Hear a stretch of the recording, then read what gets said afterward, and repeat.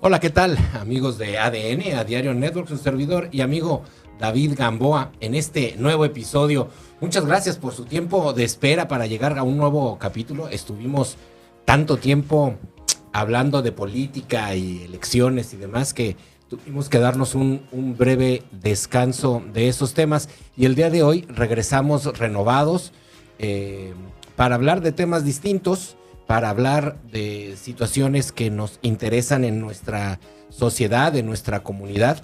Y para ello me acompañan el día de hoy en este episodio muy importante y muy distinto a lo que hemos manejado en los últimos episodios. Amigos que forman la Asociación Familias Unidas por el Parkinson.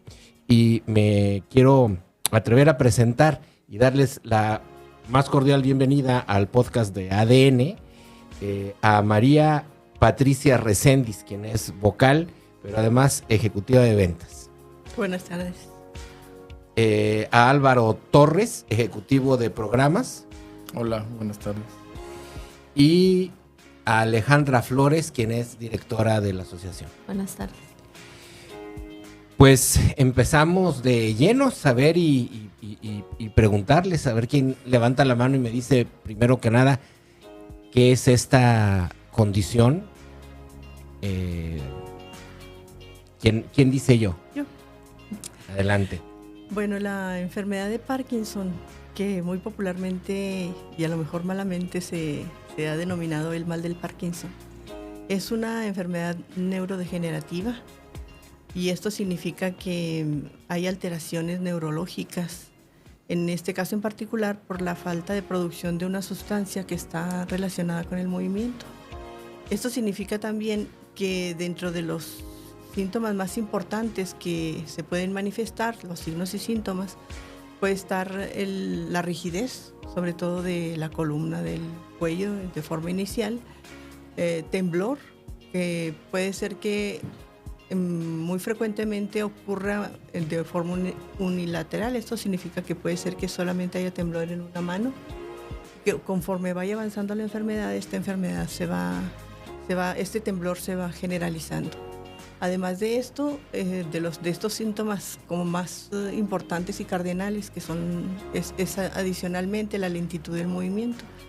Muchas veces los individuos no se dan cuenta que son lentos para poder realizar sus actividades. O sea, recuerdo que cuando, en mi caso en particular, yo iba por los pasillos de la universidad, porque soy académica de la UACJ ya jubilada, y me decían, ándale maestra, usted cree que va muy rápido, pero va muy lenta, así como con de risita, ¿verdad? Entonces, adicionalmente a eso podemos también identificar un conjunto de signos y síntomas que son motores y no motores. ¿Esto qué quiere decir? Que son motores cuando se afectan la condición de movilidad. Y esa condición de movilidad va de todos los aparatos y sistemas. Y es importante tener en cuenta esta condición porque, por ejemplo, el aparato digestivo, si se altera, entonces hay estreñimiento, por ejemplo. Si hay alteraciones del sistema genitourinario, entonces quiere decir que puede haber problemas para por ejemplo, la orina, ¿sí? En esa evolución larga de la enfermedad, porque es una enfermedad que puede tener mucho tiempo para poder manifestarse. Incluso puede haber signos y síntomas que pueden estar asociados a otras enfermedades. Por ejemplo, puede hacer que haya un diagnóstico que pareciera que es osteoartritis porque hay dolores en las articulaciones.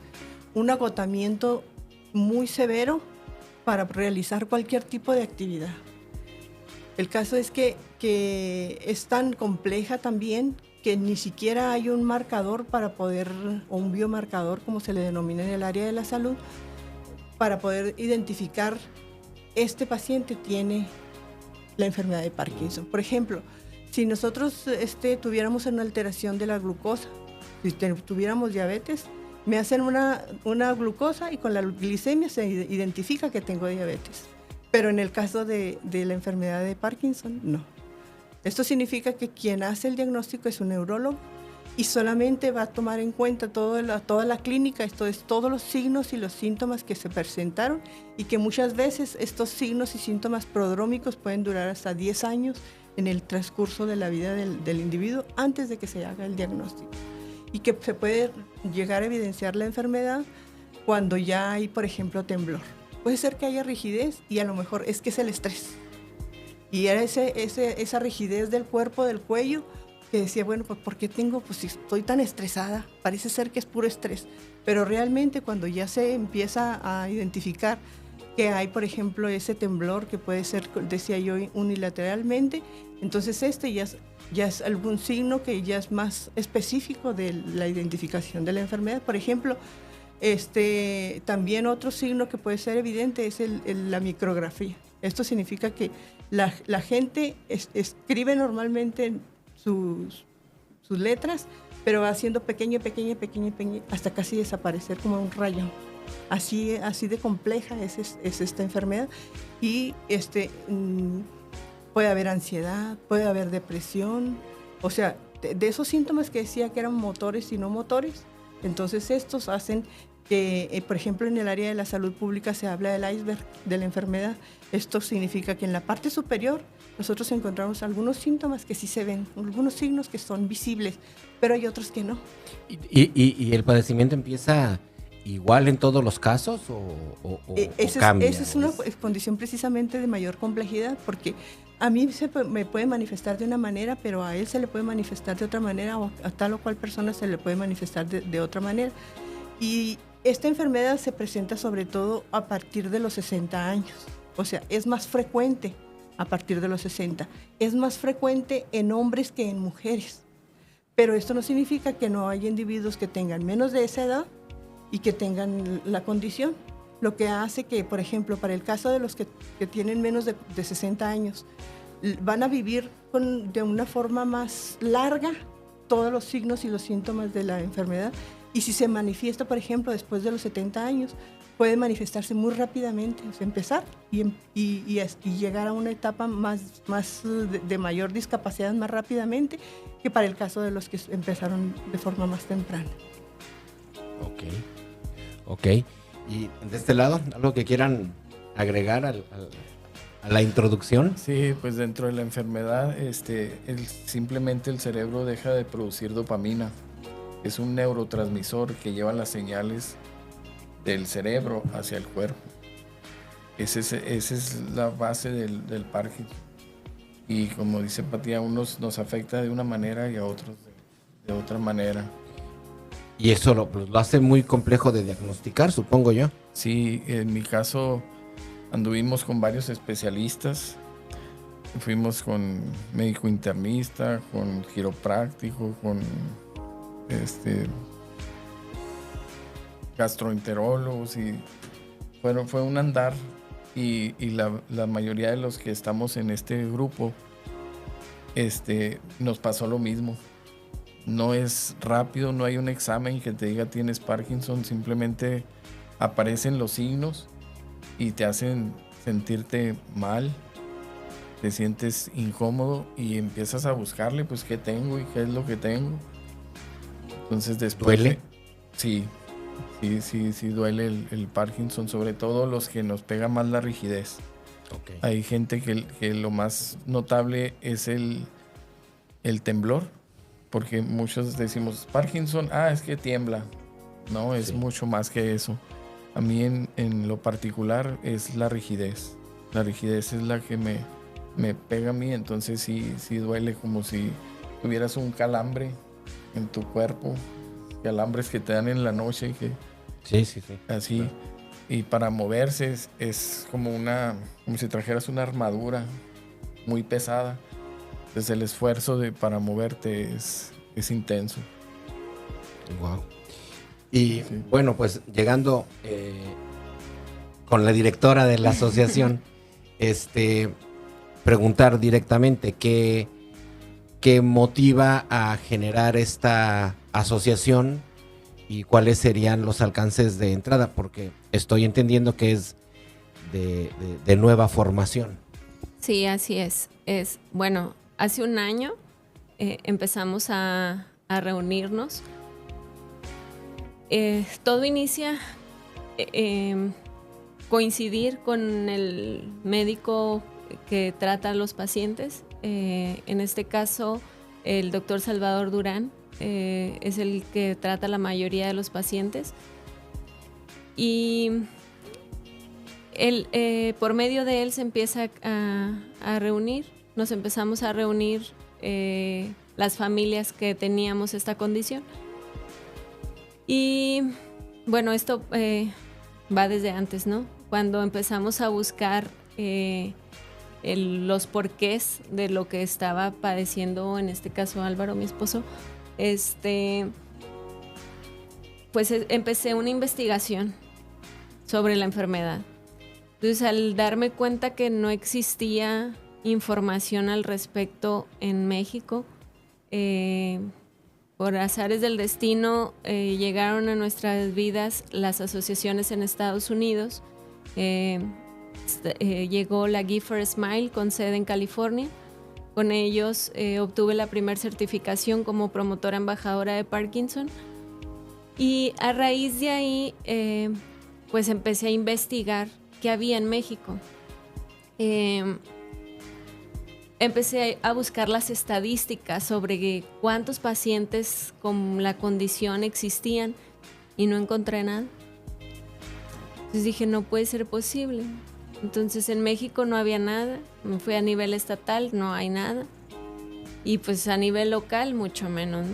Entonces después tuvimos una participación en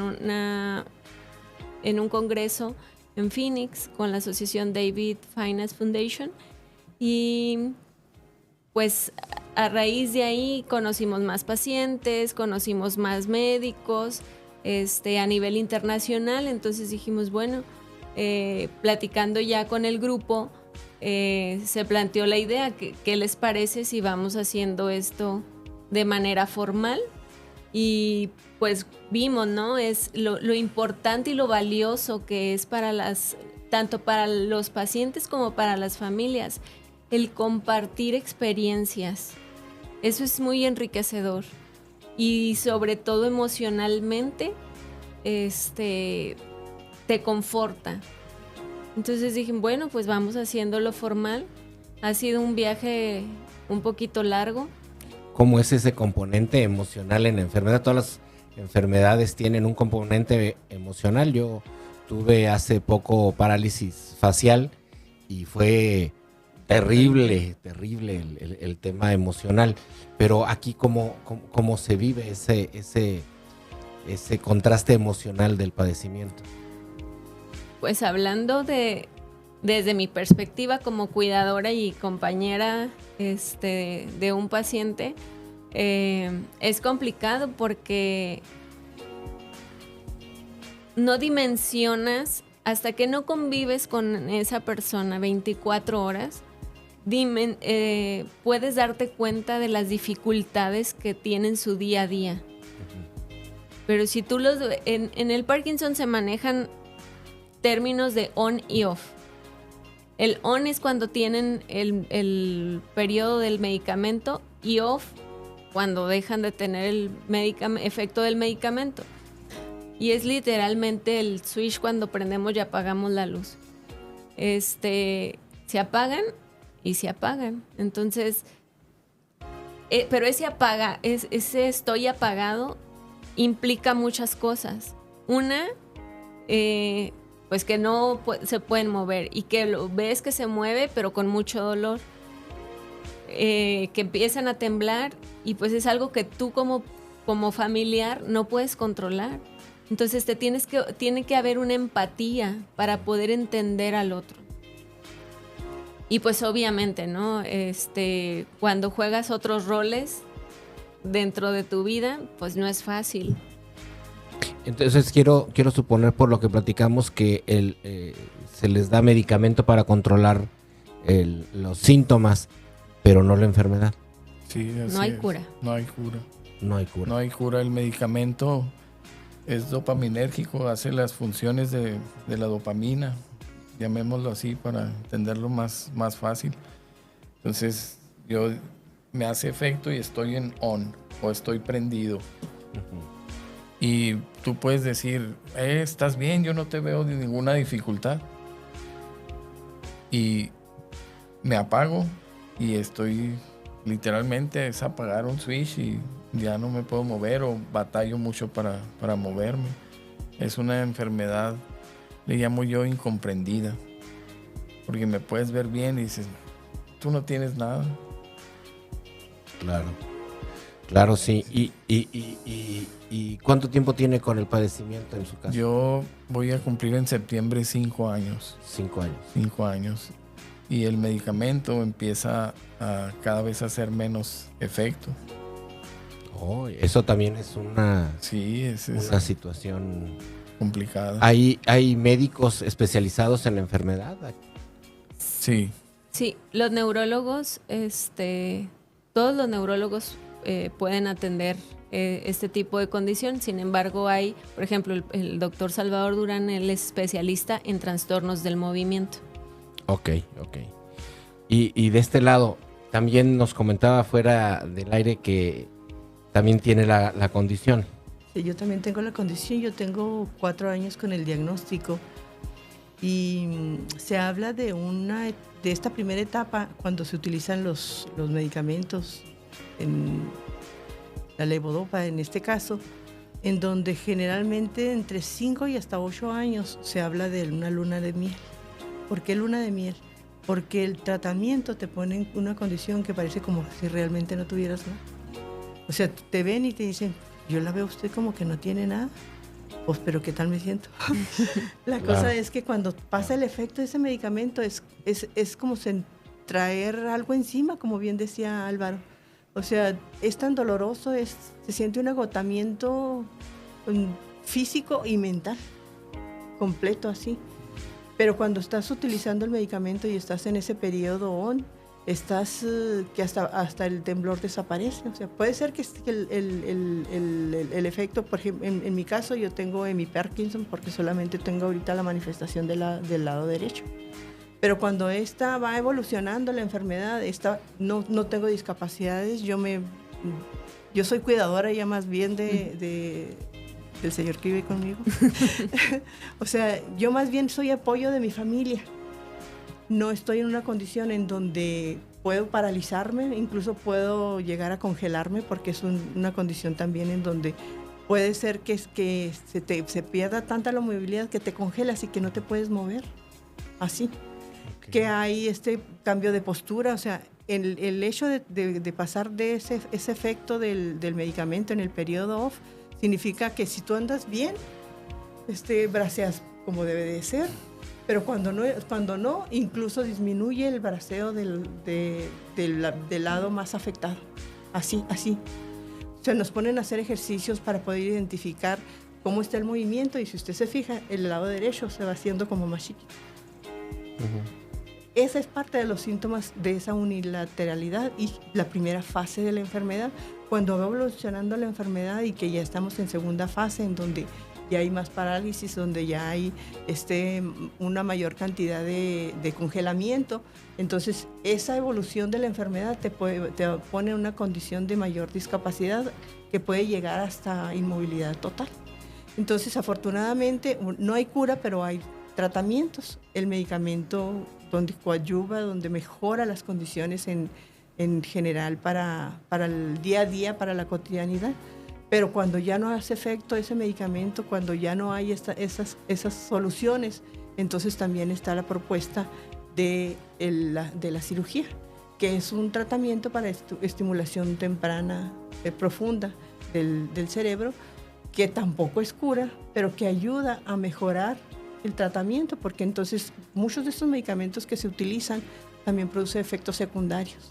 De esos efectos secundarios, mareo, por ejemplo, caídas, mayor cantidad de caídas, porque adicionalmente a que la enfermedad produce también caídas, también la utilización de los medicamentos puede llegar a producir esos mareos, náuseas, vómitos, o sea, años y años de estar conviviendo con esa condición, que es estar conviviendo también con esos síntomas secundarios. Entonces la cirugía de alguna manera disminuye la utilización de esos medicamentos y mejora también la cotidianidad, el día a día. Es una enfermedad, un padecimiento incomprendido por lo que veo. Hay muy conocido, pero poca información al respecto. Y supongo que eso es lo que los mueve a formar esta asociación. Así es. Así es. Sobre todo a invitar a las familias a que se unan y que se sientan acogidos, que no están solos, que habemos muchas más familias con esas condiciones, porque pues es importante compartir el día a día. Hace unos días, comentando con una persona, decía, pues sí, tengo un familiar con la condición, pero no tengo ni la menor idea de qué es lo que está viviendo. Entonces ahí es preocupante, porque luego los dejamos solos y no es fácil. No, supongo que no. No es fácil. Si con un simple resfriado uno quisiera tener a alguien a su lado, entonces con una condición de este tipo. Sí, no debe ser fácil. ¿Cuáles serían los objetivos de la asociación? Bueno, pues los objetivos el primero de ellos es informar, que la comunidad esté educada al respecto de la condición.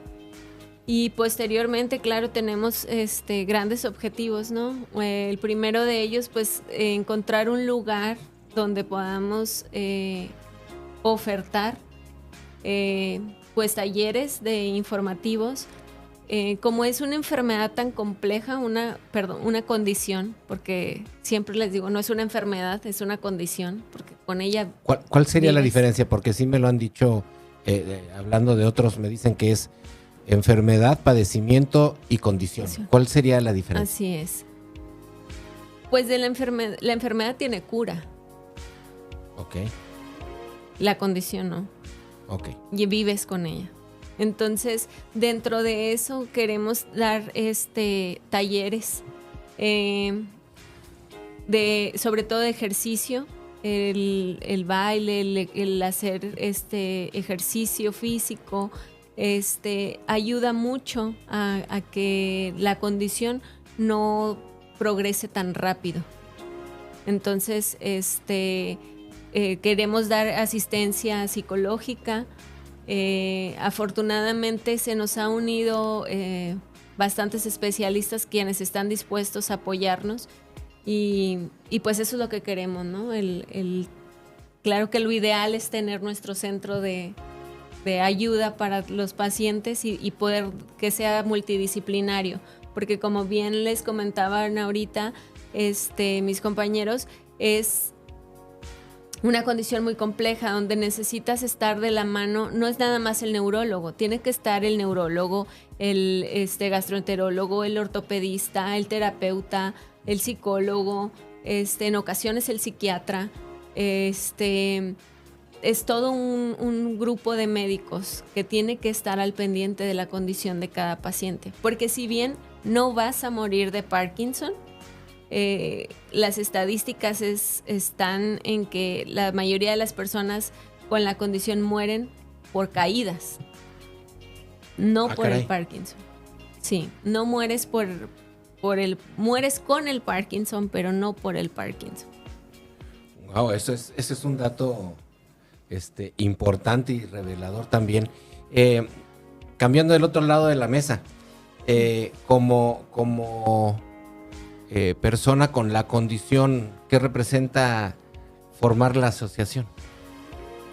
Cuando me hicieron el diagnóstico y yo le pregunté a mi médico, el doctor ¿cómo se apellida? Hermanos Escobar. Miramontes. ¿Y hay alguna agrupación para que den apoyo, soporte sobre esto? Pues no hay. Entonces, por condiciones de la universidad, ya el doctor Miramontes ya no continuó con la universidad y fue que caí con el doctor Durán. Y el doctor Durán le volvió a preguntar lo mismo.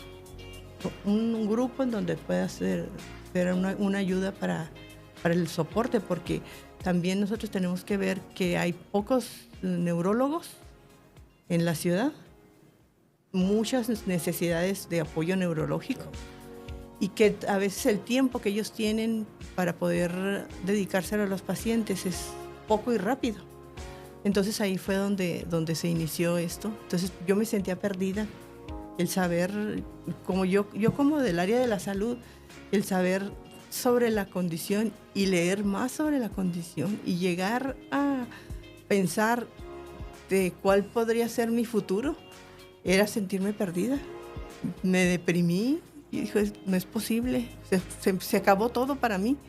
Y entonces cuando ya me uní con el grupo, empecé a ver que había posibilidades de poder interactuar y apoyar, yo ser apoyo para otros y viceversa.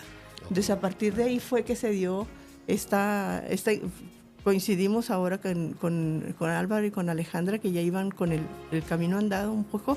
Ellos ya habían hecho la certificación sobre embajadores de Parkinson.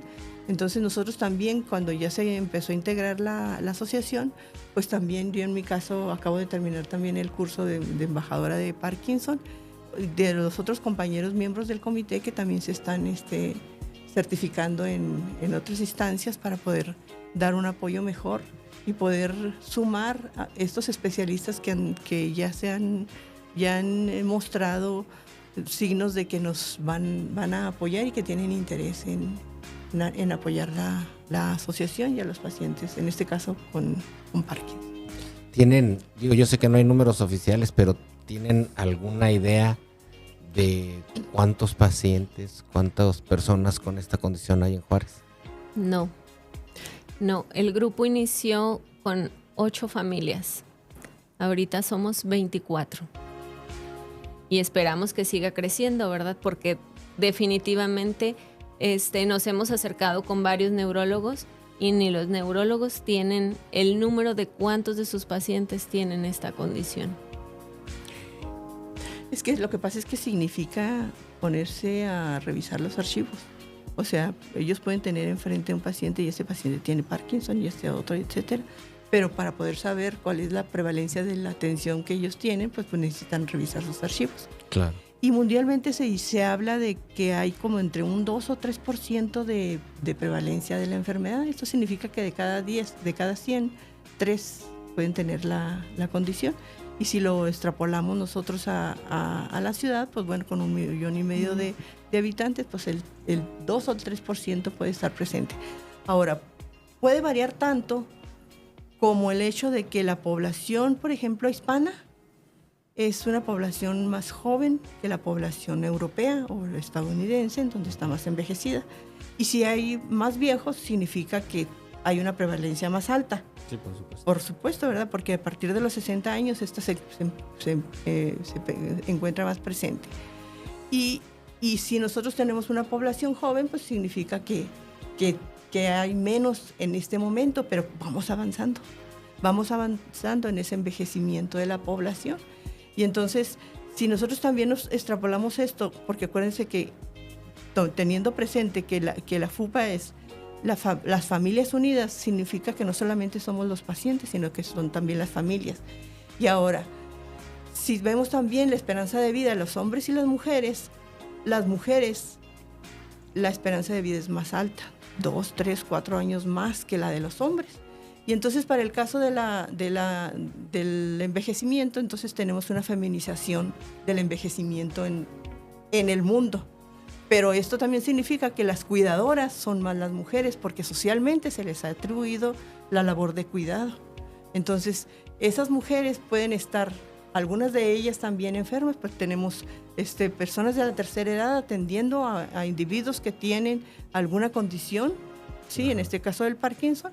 ¿Por qué? Porque la misma condición de la población está llevando a que este patrón es más bien de feminización del cuidado, feminización del envejecimiento.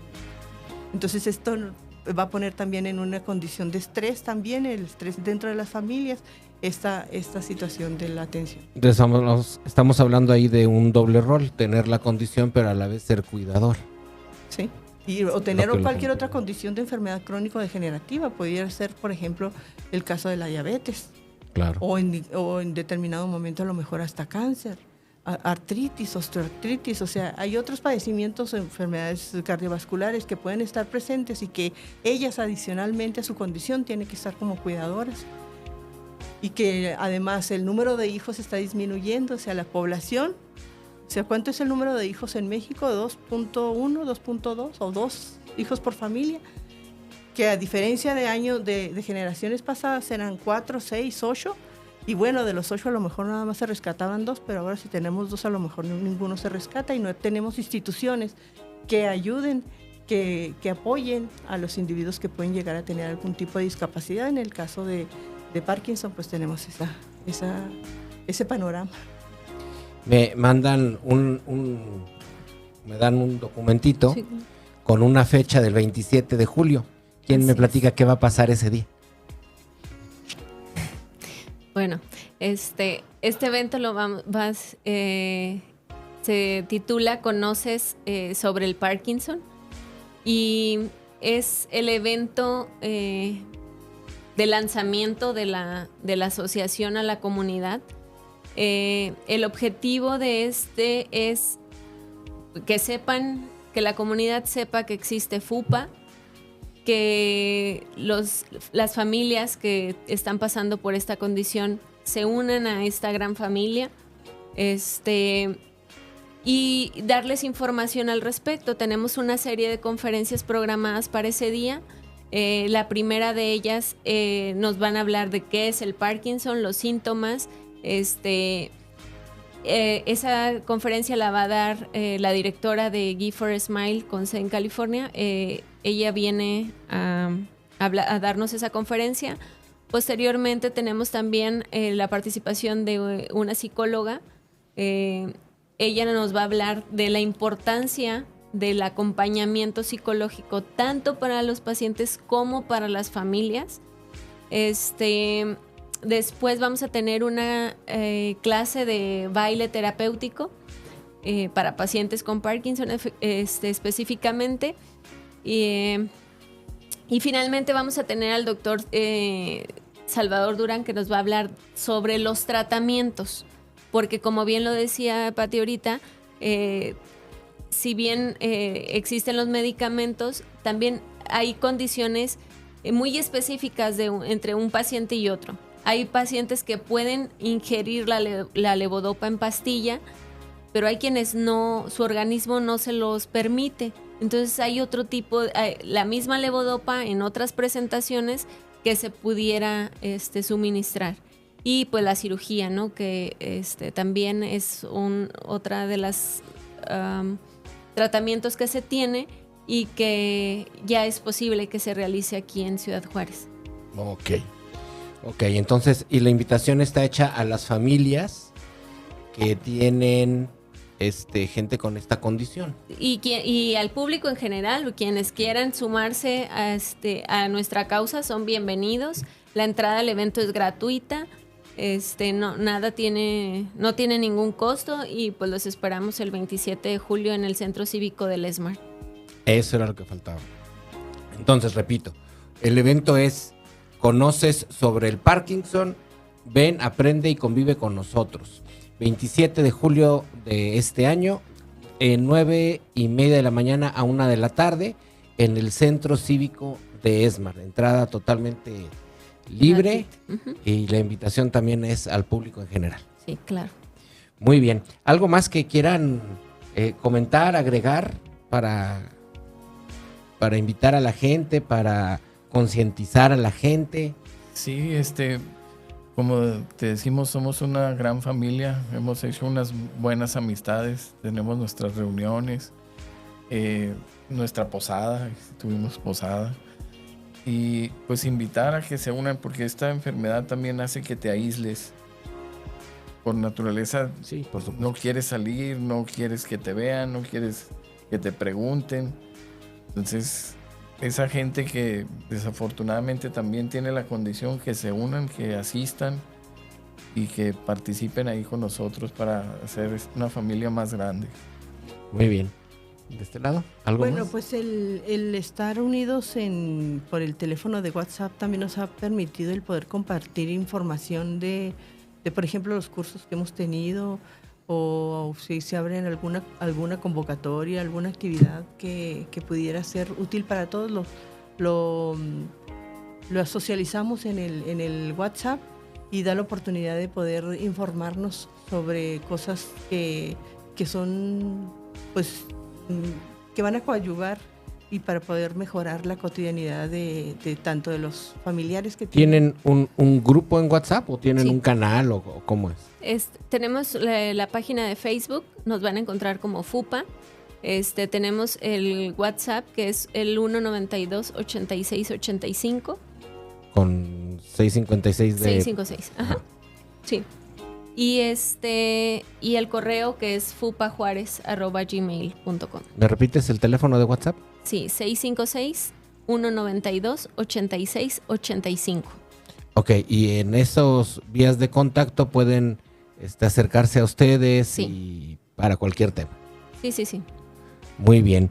Pues la verdad es que para mí ha sido una sorpresa que no esperaba aprender hoy sobre el tema de Parkinson. Les comento que cuando agendamos la entrevista no tenía del todo claro de qué íbamos a platicar, entonces para mí también ha sido muy ilustrativo poder conocerlos primero y segundo conocer de las intenciones de esta asociación, y que pues yo les deseo que llegue a buen puerto, que funcione, que tenga un impacto importante en la sociedad, porque no lo dijimos durante el programa, pero lo dijimos antes no hay otra asociación en el estado que se dedique a este tipo de situaciones.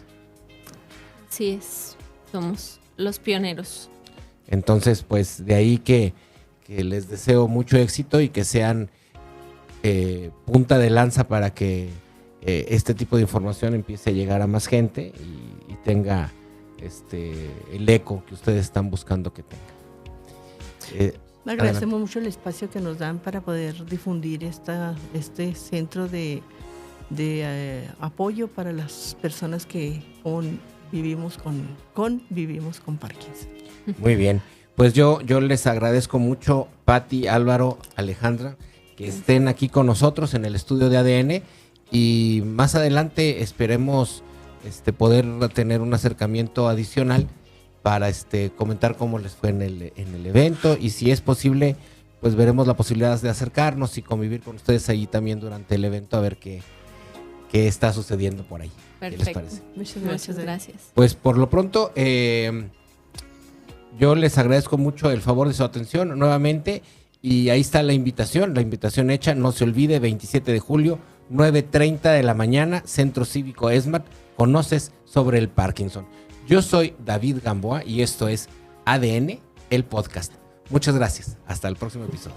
Muchas gracias.